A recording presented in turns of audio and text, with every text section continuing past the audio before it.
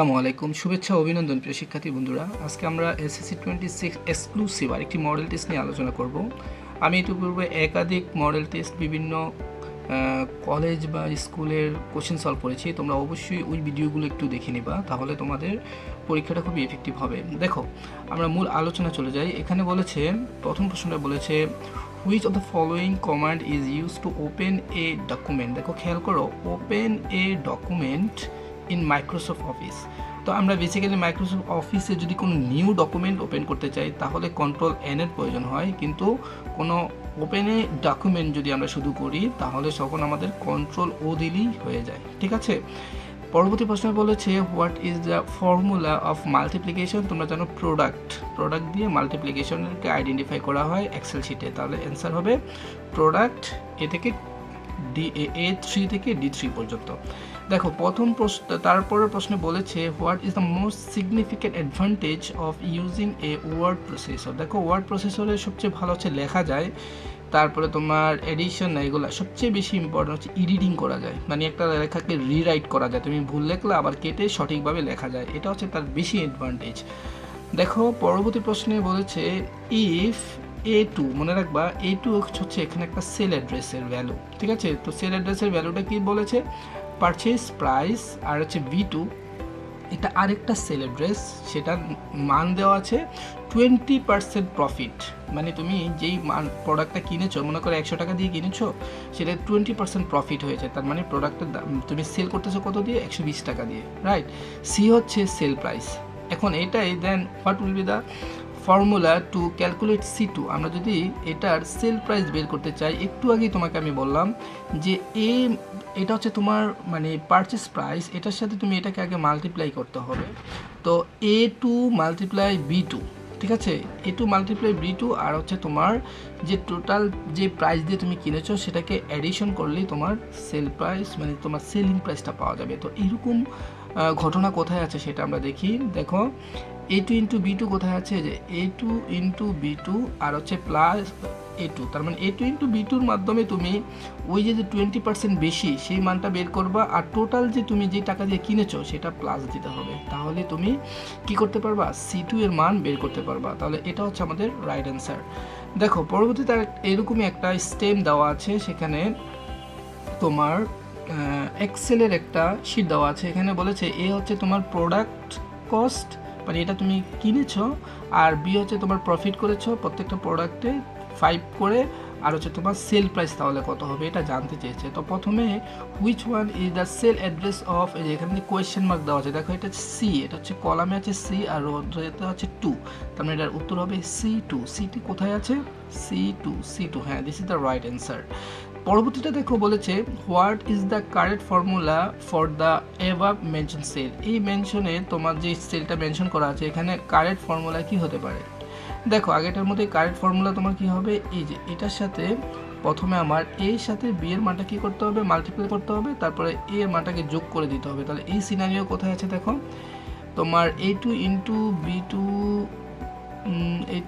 B2 কোথায় আছে, এই যে A2 into B2 percentage plus A2, এরকম আর কোথায় আছে, দেখো এখানে পার্সেন্টেজ নাই, এই কারণে এটা রাইট হবে না, আর A2 into B2 plus A2 এখানে একাধিক মনে হয় রাইট অ্যান্সার দেওয়া আছে, এটাই হচ্ছে তোমাদের রাইট অ্যান্সার। ঠিক আছে, একটা দিলেই হলো।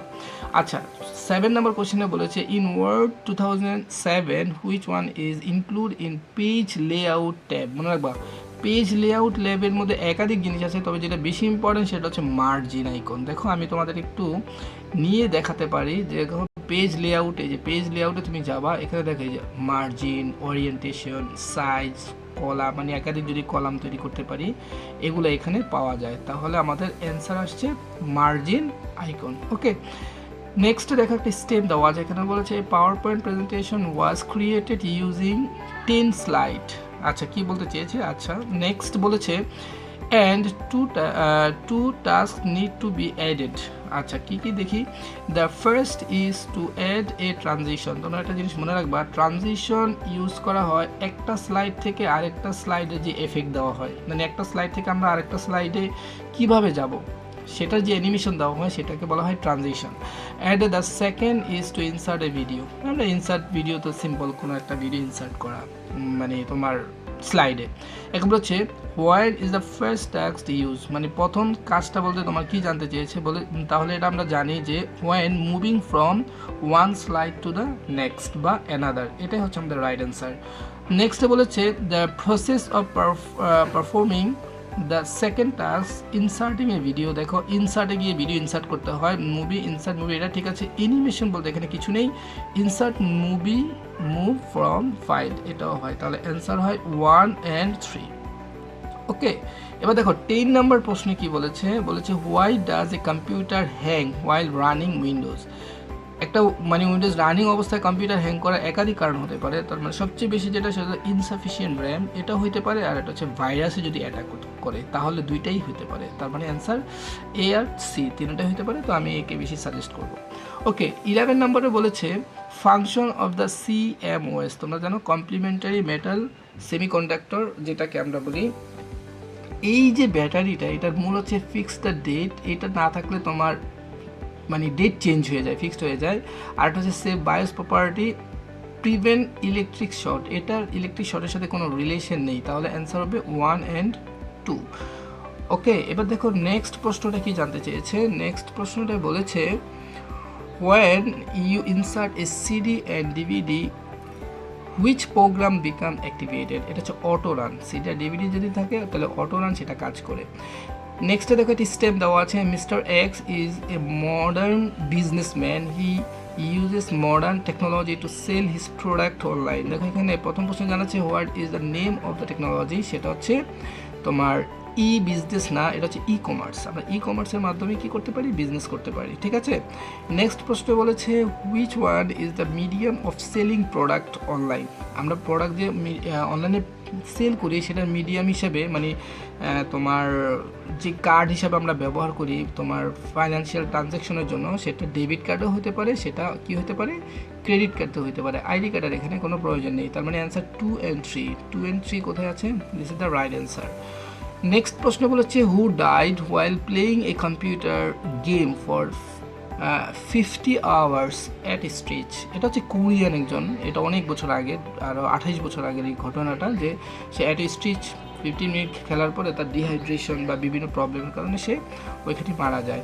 ওকে, পরবর্তী প্রশ্ন দেখো বলেছে if the printer does not print which thing should be checked. প্রথমে আমরা যেটা করবো weather is it ink in the cartridge, সেটা আমরা দেখবো অবশ্যই কার্টেজে ইঙ্ক আছে কিনা। দেন ওয়েদার দ্য প্রিন্টার হ্যাজ পাওয়ার আছে কিনা এটাও দেখবো। Whether the data cable is connected, অবশ্যই এটা দেখতে হবে। তারপরে অ্যান্সার 1, 2, 3 তিনটাই হবে। নেক্সট দেখো বলেছে how many types of translate or program are there. তোমাদের বই 2 রকমের দেওয়া আছে, একটা হচ্ছে কম্পাইলার আর একটা হচ্ছে ইন্টারপ্রেটর, ঠিক আছে, কিন্তু ট্রান্সলেটর আরেকটা রয়েছে সেটা অ্যাসেম্বলার। তাহলে বইয়ের হিসাবে আমরা অ্যান্সার হিসাবে 2 কি দিতে পারি। ওকে, নেক্সট প্রশ্ন দেখে এখানে বলেছে which of the following is not a programming language. এখানে কোনটা প্রোগ্রামিং ল্যাঙ্গুয়েজ নয়, এটা হচ্ছে HTML, ঠিক আছে। HTML কে বলা হয় হাইপার টেক্সট মার্কআপ ল্যাঙ্গুয়েজ, ঠিক আছে, এটা কোনো প্রোগ্রামিং ল্যাঙ্গুয়েজের মধ্যে পড়ে না, আর বাকিগুলো সবই প্রোগ্রামিং ল্যাঙ্গুয়েজ। নেক্সট দেখো বলেছে which of the following represent not equal to, মানে এখানে কোন অপারেটরটা তোমার নট ইকুয়াল টু বোঝায়, তো তোমরা জানো নট ইকুয়াল টু হচ্ছে এইটা, ঠিক আছে।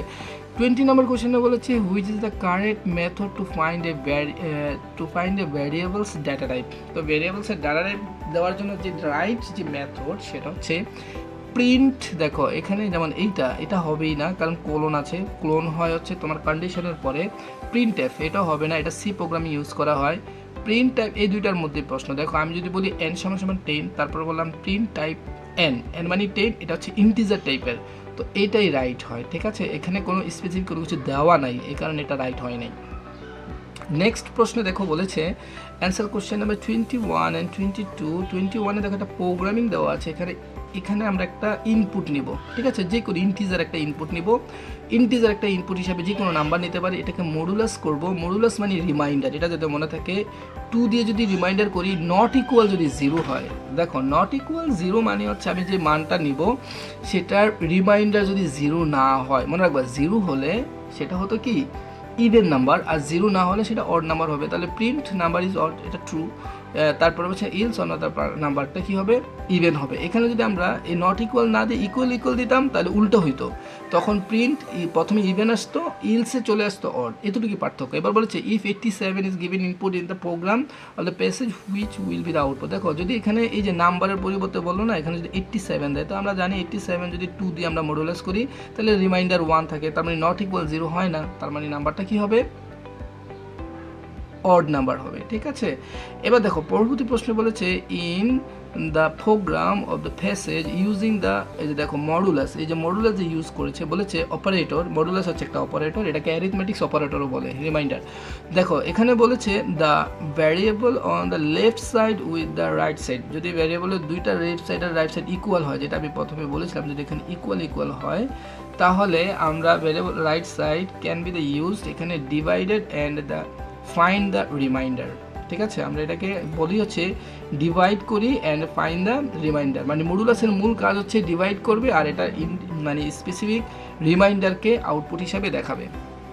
নেক্সট কোশ্চেনে বলেছে ইফ আই, মানে এখানে আই এর একটা মান দেওয়া আছে, এটাকে বলা হয় তোমার ভ্যারিয়েবলের মান ইনিশিয়াল করা, আমরা করলাম হোয়াইল আই লেস দেন। দেখো এই আই এর মানটা 1 থেকে শুরু হয়েছে, তার মানে 1 এর জন্য একবার কাজ করবে, 2 এর জন্য একবার কাজ করবে, তারপরে 3 এর জন্য কাজ করবে, তারপর তোমার 4 এর জন্য কাজ করবে, তারপরে 5 যখন পাবে তখন সে আর কাজ করবে না, কারণ দেখো প্রত্যেকবার আই সমান সমান আই প্লাস 1, আই এর মান 1 করে বাড়ছে, এই কারণে এক এক করে আমরা বাড়াচ্ছি। ঠিক আছে, প্রিন্ট আই, তার মানে 1 2 3 4, এই 4 পর্যন্ত সে প্রিন্ট করবে, কিন্তু 5কে সে প্রিন্ট করবে না। এটা কোথায় আছে, 1 2 3 4, এটা হচ্ছে তোমাদের রাইট অ্যান্সার। এবার দেখো পরবর্তী প্রশ্নে বলেছে হোয়াট ডাজ, দেখো এটা হচ্ছে, এটাকে বলা হয় নট ইকুয়াল, এটাকে কি বলে, নট ইকুয়াল। এবার বলেছে which operator is used when the operands on the left and right are not equal, দুই সাইড যদি ইকুয়াল না হয় তখন সেটাকে আমরা বলি নট ইকুয়াল, তারপরে অ্যান্সার হবে এটাই। তো আজকের মডেল টেস্ট এতটুকু ছিল। তোমাদের যদি কোনো প্রশ্নে কনফিউশন থাকে অবশ্যই কমেন্টসে জানাও, আমি ওটা সমাধান করে দেওয়ার ট্রাই করব। তো আল্লাহ, এখানেই শেষ করছি, আল্লাহ হাফেজ।